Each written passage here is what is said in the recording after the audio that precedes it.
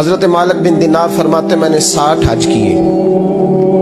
ایک حج کے موقع پر میں نے بڑا رش دیکھا, لاکھوں کا اجتماع ہوا. میری باتوں کی سمجھ تو آ رہی ہے نا آپ دوستوں؟ جو نہیں بول رہے انہیں بھی آ رہی ہے نا؟ اللہ جزا دے. کہتے ہیں لاکھوں کا مجمع تھا تو میرے دل میں خیال آیا, میں نے کہا اے اللہ اتنے لوگ آئے ہیں, ان کا حج قبول بھی ہوا ہے کہ نہیں؟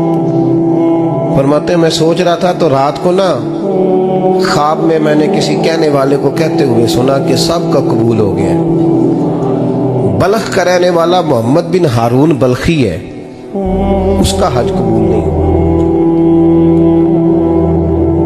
فرماتے ہیں شہروں کے علیحدہ علیحدہ خیمے لگتے تھے. اب بھی آپ حج کرنے جائیں تو پاکستانیوں کی رہائشیں علیحدہ ہوتی ہیں, انڈین کی علیحدہ, بنگلہ دیش کے علیحدہ, مصری, یمنی, سب لوگ علیحدہ علیحدہ رہائشیں ہوتی ہیں, جھنڈے لگے ہوتے ہیں ملکوں کے.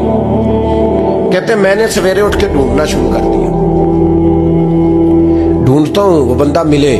کہتے ہیں جہاں بلخ شہر کے لوگ رہتے تھے وہاں چلا گیا تو میں نے لوگوں سے پوچھا تم میں محمد بن ہارون بلخی کون ہے؟ لوگ کہنے لگے وہ تو بڑا نیک آدمی ہے, پرہیزگار ہے, بڑے بولے بالے, بڑے اللہ والے, ریاض آپ کو بس ہم ہی جانتے ہیں, وہ تو بڑا نیک ہے, پرہیزگار آدمی. میں نے کہا اچھا کہاں ہے؟ انہوں نے کہا پہاڑ کے پیچھے اس نے خیمہ لگایا ہوا ہے, ساری رات عبادت کرتا ہے, سارا دن روزہ رکھتا ہے, قائم اللیل ہے, صائم الدہر ہے. کیا بات؟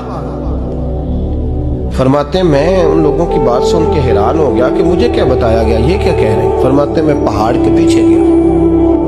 حضرت مالک بن دینار علیہ رحمہ فرماتے ہیں جب میں وہاں پہنچا تو میں نے اس شخص کو مصلی پہ بیٹھے دیکھا. کثرت عبادت کے آثار اس کے وجود پر نظر آ رہے, سیدھا بازو اس کا کٹا ہوا تھا. فرماتے 2 رکعتیں مکمل کر کے نا میں نے اسے السلام علیکم کہا تو مجھے کہنے لگا وعلیکم السلام, آپ مالک بن دینار ہیں؟ میں نے کہا بڑی اس کی فراست ہے. فرماتے پھر اس نے ٹھنڈی سانس لی, کہنے لگا آپ کو خواب آئی ہوگی کہ میرا حج قبول نہیں ہوا. فرماتے ہیں مجھ پر اور بجلی گری کہ کیا کہہ رہا.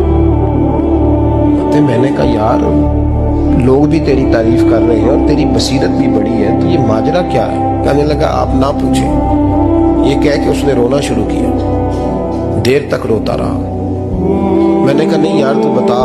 کہنے لگا نہیں آپ نہ پوچھیں, آپ ناراض ہو گئے. میں نے کہا میں نہیں ہوتا, تو بولنا. کہنے لگا حضور 24 سال ہو گئے مجھے حج کرتے ہوئے, 24 سال, 24واں حج ہے میرا, اور ہر سال کوئی اللہ کا ولی آ کے بتاتا ہے کہ جا چلا جا تیرا کوئی نہیں قبول ہوا. بے پروائی ویک سجن دی جتھے کسے دی پیش نہ جاوے, انہیں تاجا والے در در رولے تے منگتیاں تخت بٹھاوے. آزم کسے نو کارا ملدا ہی کوئی کعبے و خالی آوے. کہتے ہیں اس نے مجھے کہا حضور 24واں حج ہے, ہر سال کوئی بتاتا ہے. میں نے کہا تیری غلطی. کہنے لگا میں اپنی ماں کا نافرمان. میں نے کہا واقعہ کیا ہوا؟ کہنے لگا حضرت اللہ نے مجھے دولت دی, مال دیا, زمینیں دی تو میں عیاش ہو گیا. امام مالک بن دینار رحمۃ اللہ علیہ فرماتے ہیں مجھ سے کہنے لگا پیسے آئے تو میں عیاش ہو گیا. رمضان کا مہینہ تھا, عصر کے بعد میری اماں افطاری کی تیاری کر رہی تھی. میں گیا, میں نے کہا شراب پی ہوئی, اماں روٹی دے. تو اماں کہنے لگی شرم کر, شرم کر, روزہ رکھا نہیں تو جنہوں نے رکھا ہے ان کا تو خیال کر. کہتے اماں کی بات کا مجھے غصہ لگا. میں کہا کرتا ہوں بد نصیب ہے وہ بیٹا جس کا باپ اس سے بات کرتے ہوئے ڈرتا ہے کہ پتہ نہیں کہاں سے بولے گا. بد نصیب نہیں وہ بیٹا جس کی ماں اس سے بات کرتے ہوئے سہم جاتی ہے کہ پتہ نہیں کون سی بولی بولے گا. بد نصیب نہیں کہ ماں باپ بھی جس سے کھول کے بات نہ کر سکے. حضرت مالک بن دینار سے کہنے لگا اماں نے جب کہا نا شرم کر تو مجھے غصہ آیا, میں نے ماں کو تھپڑ مارا اور میری ماں جلتے ہوئے تندور میں گری. لوگوں نے مجھے پکڑ کے اندر بند کر دیا کمرے میں.